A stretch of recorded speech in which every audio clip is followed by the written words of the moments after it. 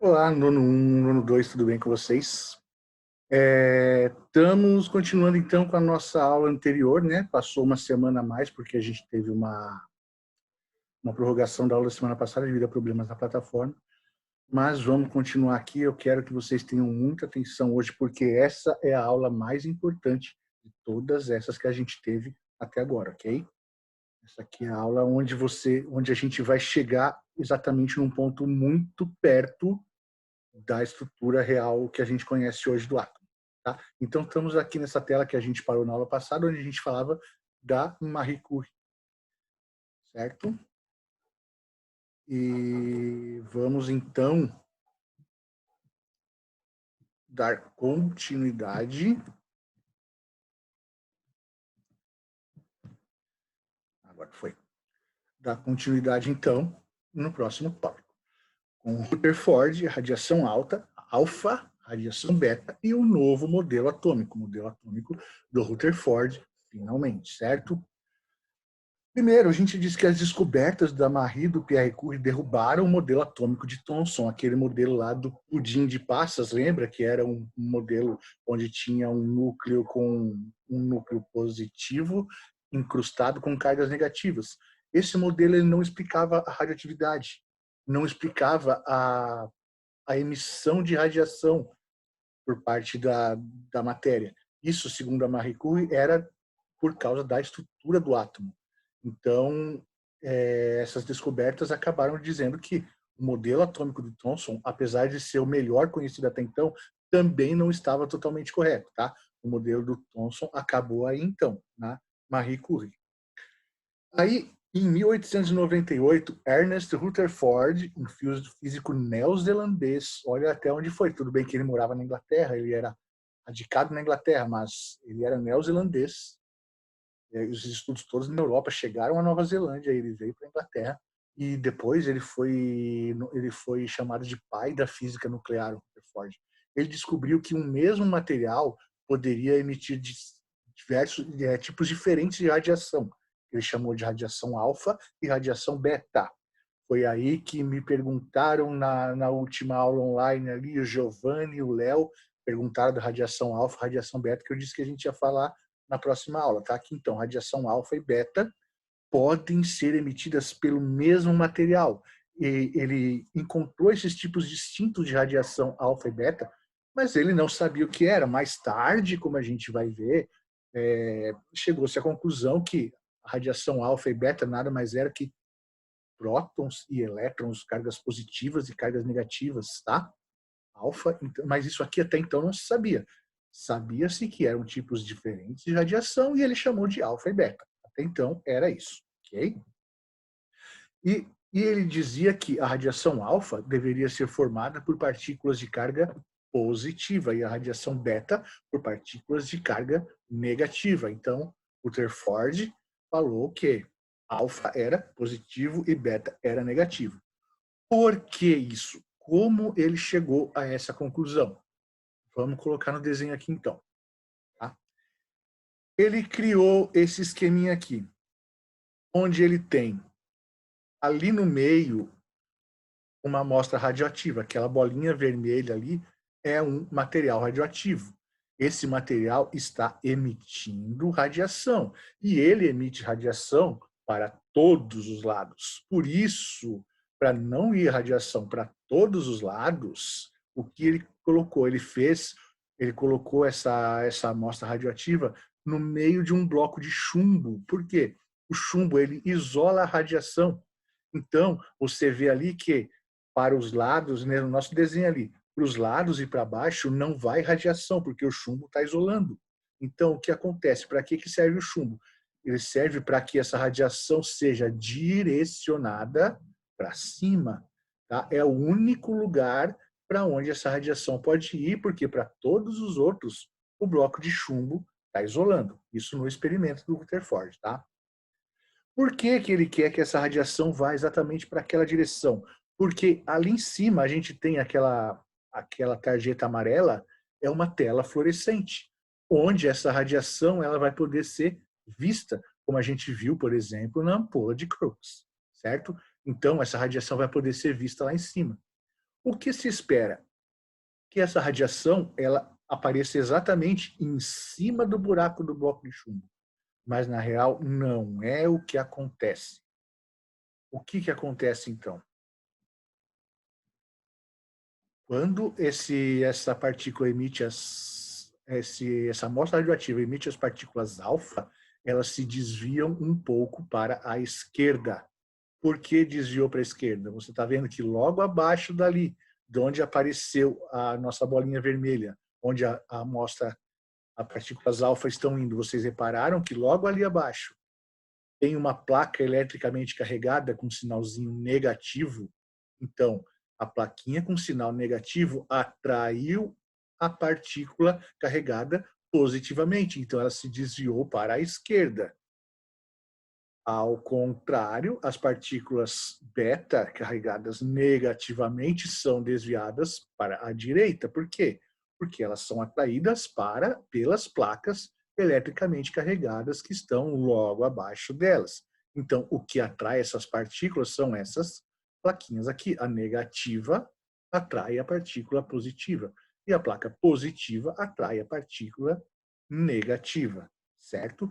Daí, com esse experimento, o Rutherford determinou que as partículas que ele chamou de alfa eram carregadas positivamente e as partículas que ele chamou de beta eram carregadas negativamente. Correto? Então, ainda não havia o conceito de elétron. Ok? Isso veio depois.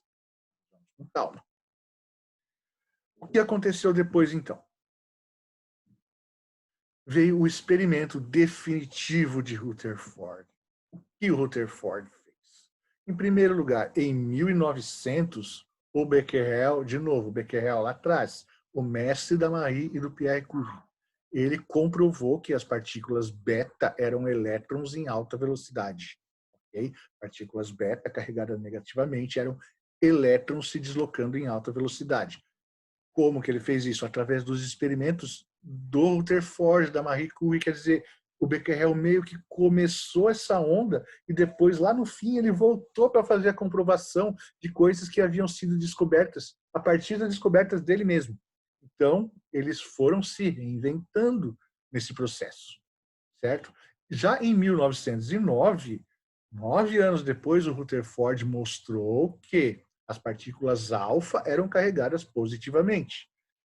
Então, ele provou isso 9 anos depois. Anos depois disso ainda foi comprovado que eram prótons no núcleo do átomo.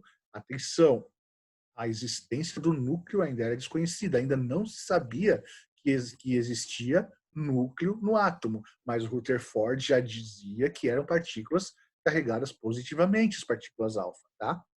Então, para você entender, em 1900, o Becquerel comprovou que as partículas alfa eram elétrons em alta velocidade. 9 anos, que as partículas beta eram elétrons em alta velocidade, desculpa. 9 anos depois, o Rutherford mostrou que as alfa eram carregadas positivamente. Ainda não disse que eram prótons. Foi descoberto depois que eram prótons. E depois ainda foi descoberto que eram prótons no núcleo do átomo, porque não se sabia nem que o átomo tinha núcleo. Tá? Então as coisas foram sendo descobertas tudo devagarinho, através de muitos experimentos. E qual foi esse experimento definitivo do Rutherford? Como que ele fez esse experimento? Vamos lá. Mais uma vez, ele tem um material radioativo, como você vê ali, o polônio, dentro de um bloco de chumbo. Tá? Então, um bloco de chumbo com polônio dentro e só um furinho. Por que o furinho? Novamente, a mesma coisa do experimento anterior. É para que a radiação ela seja direcionada toda para um único lugar, tá? E aí ele fez com uma argola de metal e colocou no meio uma lâmina de vários metais diferentes, tá? Então ele tentou com prata, tentou com alumínio, tentou com um monte de coisa. E nenhum deles dava muito certo, nenhum deles dava nenhum resultado interessante. Até que ele tentou com uma laminazinha de ouro. Aí no ouro a coisa andou. Quando ele usou ouro, ele chegou a resultados interessantes nisso.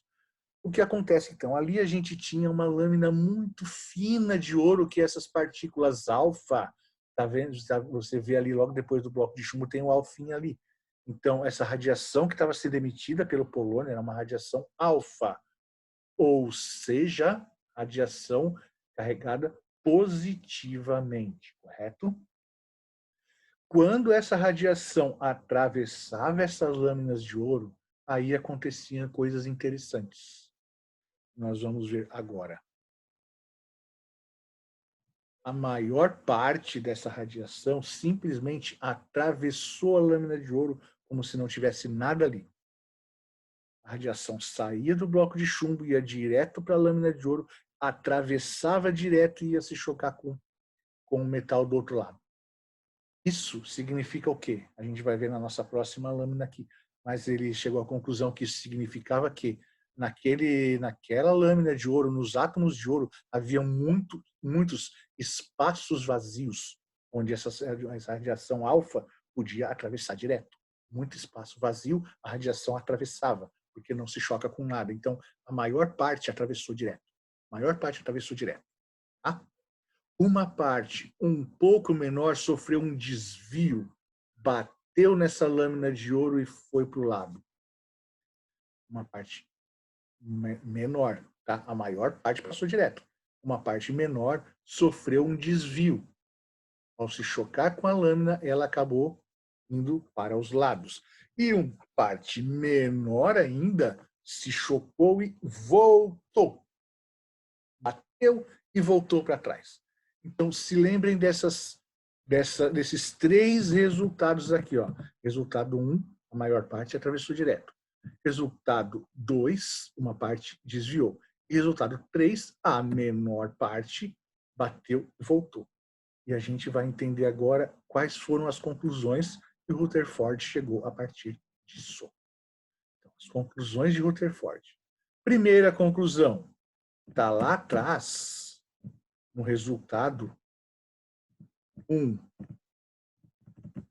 Aqui, ó. A primeira conclusão do Rutherford está aqui. Qual foi essa conclusão? Como a maioria das partículas alfa atravessou a lâmina de ouro, ela tinha muitos espaços vazios em sua estrutura atômica, ou seja, os átomos não eram um monte de coisinhas junto uma da outra. Não, os átomos eles têm espaços vazios no meio dele. Certo?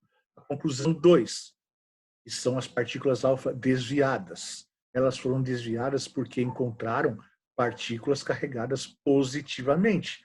Por quê? A partícula alfa é carregada positivamente. Quando ela encontrou outra partícula alfa carregada positivamente, ela desviou porque o positivo e com o positivo eles sofrem repulsão. Então, quando essas poucas encontraram outras partículas alfa, desviaram. Por quê? Positivo repele positivo. Tá? Então, havia partículas carregadas positivamente também lá no átomo de ouro. Essa foi a segunda conclusão do Rutherford. E a terceira conclusão do Rutherford são com aquelas pequenininhas que bateram e voltaram. Então, as partículas que se chocaram com a lâmina e voltaram, provavelmente se chocaram com uma região muito pequena do átomo de ouro, onde se concentra a maior parte da massa do átomo. Essa região muito pequena do átomo, anos depois, chegou à conclusão que era o núcleo do átomo, tá? Mas o Rutherford chegou à conclusão que havia uma região ali onde se concentra a maior parte da massa do átomo, onde essas partículas beta, elas não atravessaram e nem desviaram, elas se chocaram e voltaram. Então, é como você tem uma rede de pesca ali. Imagine que esse átomo, essa lâmina de ouro, era uma rede de pesca. A maior parte das partículas alfa atravessaram a rede. Só que algumas se chocaram bem no espacinho pequeno onde tem o nozinho da rede. Bateu ali e voltou. Essa parte ali, onde tem o nozinho da rede, é o que ele chamou de uma região onde se concentra a maior parte da massa do átomo. Ele não chamou de núcleo ainda. Foi depois descoberto que era núcleo. Tá? E aí, quando ele contou quantas partículas se atravessaram, quantas desviaram, quantas voltaram, ele chegou à conclusão de que o átomo era cerca de 10.000 vezes maior do que o seu núcleo.